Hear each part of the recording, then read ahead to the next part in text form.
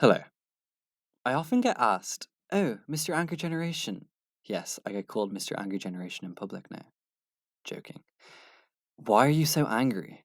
It's a difficult question. I am indeed angry, so thank you for noticing. But why? Well, today, I'm angry about energy. Hmm, not something I've ever said out loud before or in a conversation, and probably not something you've ever heard before in a conversation. But it's true. I'm angry about energy. Let me tell you why. Electricity production accounts for roughly 25 to 30% of the world's greenhouse gas emissions. That's a huge proportion. It's necessary for us to understand this out of play so that we may be angry and then direct this anger at the correct sources.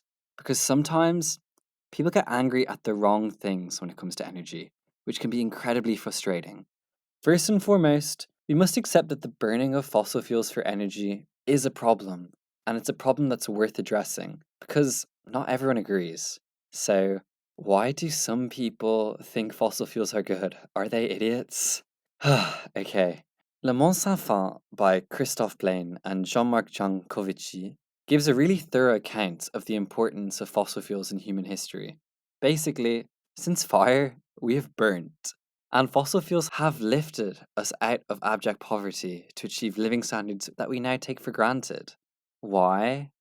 Well, they're energy dense and easily accessible, thus cheap. We started with wood, and then came coal, which signaled the advent of the Industrial Revolution. Population soared, as did wealth. From coal, we turned to oil, and now we're at natural gas. Each iteration produces less emissions and is more energy dense than the last, which is a good thing. And we would never have got where we are without them. And where we are is objectively better than where we were.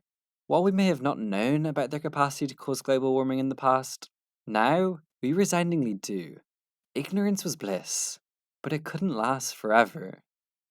Does the influential past of fossil fuels warrant their continued use? Some argue that fossil fuels will remain necessary in the 21st century, and one must only listen to the chair of COP28 from the UAE to hear this. But beyond vested interest groups dripping with oil, do any arguments exist for the continuation of fossil fuel usage in our energy supply? Evidently, many people work in the fossil fuel industry. So, of course, if we remove fossil fuels, these people will be harmed. But that, in and of itself, shouldn't mean we are forced to continue our copious consumption. Apocalypse Never, by Michael Schellenberger, puts forth a dissenting environmentalist view as to the place of fossil fuels in our future. He believes the only way to ensure the global south can develop is for it to follow the same path as the global north, burning fossil fuels.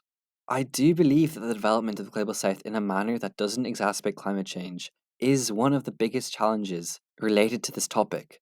But just because fossil fuels were burnt in the past doesn't justify their continuation into the future. It's not rocket science. As laid out thoughtfully in Not the End of the World by Hannah Ritchie, the achievement of true sustainability requires satisfying two opposed, well, up until now at least, criteria.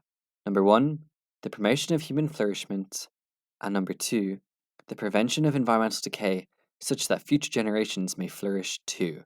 Ritchie seems to think that this is possible through, among other things, the expanded use of renewables. Schellenberger doesn't. So, who's wrong? Schellenberger makes the argument that focusing on mitigating against the effects of climate change whilst continuing to use fossil fuels is cheaper and easier in comparison to the expansion of renewables. He argues that this approach would also prevent economic stagnation and would enable sustainable development in the global south. Yeah, I think this is a naive claim due to the potential impact of tipping points, which Schellenberger has deemed inconsequential due to the inherent uncertainty that comes with assessing them, i.e., it's hard to know when they will happen. Just because an exact prediction of when and how tipping points may occur is uncertain doesn't mean that they can't happen and should be ignored. I would argue that it is much, much more sensible to proceed with caution until more is known. Yes, the actual effects of climate change may not be as bad as predicted, but they also may be much worse. Mathematical uncertainty exists in both directions. While Schellenberger's hubris may turn out to be right, if it does not, to quote the Simpsons movie, horrible, horrible things are going to happen.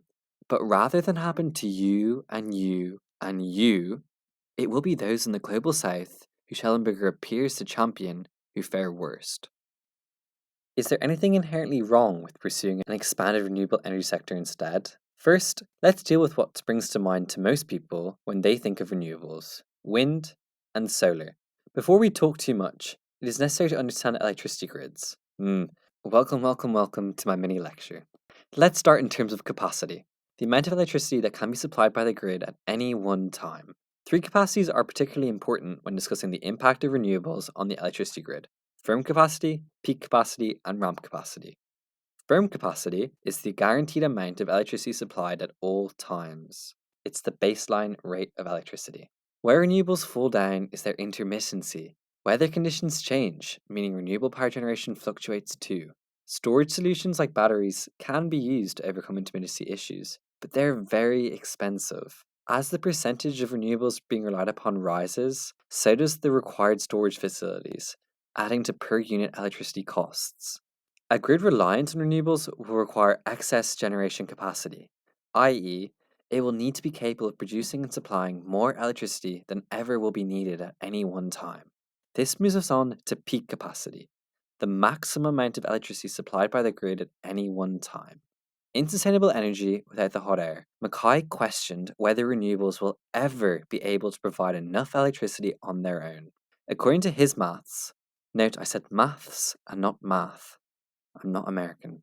Wind and solar require too much physical space to be the main components of an energy mix, at least in the UK. Ritchie attempts to challenge this idea in Not the End of the World, but Mackay's maths doesn't lie.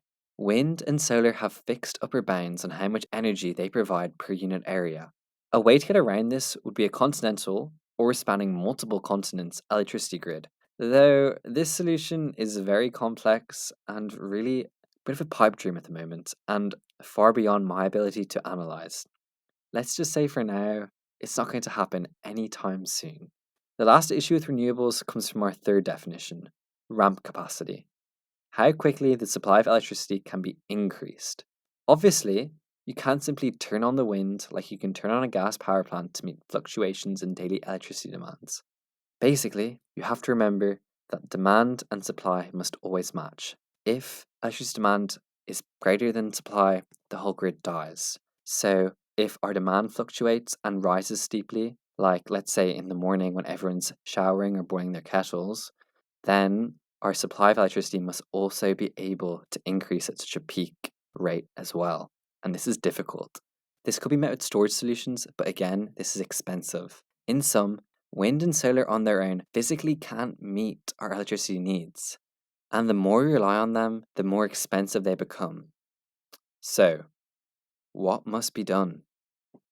Two technologies get floated as game changers in our energy grid quite often: hydrogen and carbon sequestration. Hydrogen would allow excess renewable electricity to be stored chemically, thus solving problems of intermittency and daily usage fluctuations. Carbon sequestration would allow us to pull CO2 from the atmosphere, thus offsetting the continued use of fossil fuels. Why not rely on them?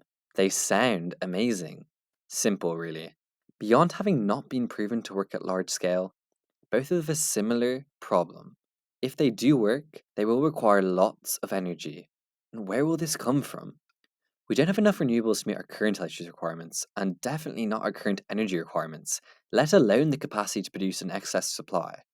As we've already said, there is a fixed upper bound on renewable energy production imposed by physics. We are also struggling to scale renewables at the required rate for our 2050 or 60 emissions targets. Hydrogen and carbon sequestration won't work in the short to mid-term because we don't have any way to fuel them. Unless there was a source of clean, abundant energy. That'd be nice. Despite all coming from different ideological persuasions, there is one thing that Le Mans Sans Fin, Apocalypse Never, Not the End of the World, and Sustainable Energy Without the Hot Air all agree upon. And it's something that most ecoists are ardently against: the necessity of nuclear power. Fission. It is incredibly frustrating to think that we had the solution to the climate crisis 50 years ago.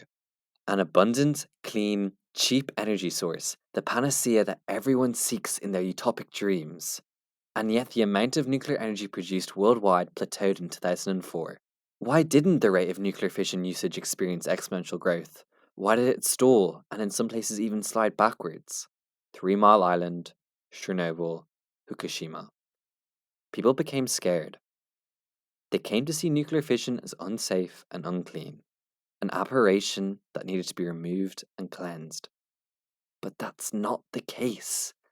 On a per kilowatt hour basis, i.e., when comparing sources based on a per unit of electricity produced metric, nuclear energy causes an equivalent number of deaths and emissions to the classic forms of renewables, not non renewables, renewable, with both being tens to hundreds of times better than fossil fuels. This information is apparently irrelevant in the public sphere. Do you know how the CDP, Christian Democrat Party, appeased the growing electoral support for the Green Party in Germany? By increasing Germany's emissions. The fuck? Germany's nuclear power plants were decommissioned, and in their place, coal usage skyrocketed to meet the electricity shortfall. What the actual fuck? Side note, Germany became more reliant on Russia. Who said that? After closing their native nuclear power stations. Make of that what you will. At a careers fair university, a stall being run by a major fossil fuel company was being protested by a group of environmentalists. Being curious, naturally I talked to one of their employees who, with an almost exacerbated expression, informed me they were one of the largest suppliers of renewable energy in Europe. Curious. I was reminded of this interaction when reading Apocalypse Never, where I learned that much of the opposition to the expansion of nuclear energy by groups like Friends of the Earth was funded by fossil fuel companies. Curious indeed. Curious indeed. People stood to profit massively by redirecting the growing environmental sentiment towards support for renewables rather than nuclear. Why? As I have shown, on their own, renewables won't work, so they will need another form of energy as a partner for energy density and to aid in exit generation capacity and ramp capacity. This is exactly where oil and gas companies now pitch their relevance as the safeguarder of the clean energy transition. They present clean coal, low emitting natural gas, hydrogen from the burning of oil as the necessary partners of renewables in the Green New World. They knew nuclear energy wouldn't need a fossil fuel partner, so they did something about it. And now, they always love to point at how their switch from coal and oil to natural gas has massively reduced carbon emissions. Yes, technically true. But that doesn't make gas good. It just makes it less bad. How were those who wanted the best for the planet so easily co opted by those who wanted the best for their shareholders? Greenpeace still opposes nuclear in Europe. Coal consumption continues to rise. We remain reliant on fossil fuels. Who really won? Does this mean that nuclear fission is perfect? Well, of course not. Nuclear is now more expensive than renewables, though most of this is due to a continued lack of investment and loss of knowledge during the stagnant decades when new plants stopped being constructed, as well as rather large subsidies for renewables. Currently, nuclear power plants require an incredibly large investment and take forever to build, the best time to build one being 20 years ago, but the next best time to start always and forever remains now. Due to our newfound inexperience, nuclear projects are significantly overrunning on time and are continuously requiring larger and larger budgets. But if we are allowed to assume that wind and solar will continue to decrease in price as they are implemented at a large scale, why can't the same learning assumption be applied to nuclear? Nuclear fission no longer deals in the same material that goes into bombs. New generation reactors have all but eliminated the capacity for meltdown. Yes, there will always remain the issue of nuclear waste. But what we need now is time. Time to solve nuclear fusion. Time to allow all humans to obtain adequate living standards. Continued reliance on fossil fuels takes away our time and hampers our ability to mitigate against climate change. Nuclear fission is not the end of history. It is the next stepping stone on our energy evolution. We just need to take that leap of faith. Be angry at fossil fuels. Demand renewable energy be scaled up. But remember this, it can only happen with one of two partners, fossil fuels or nuclear. Which will you fight for?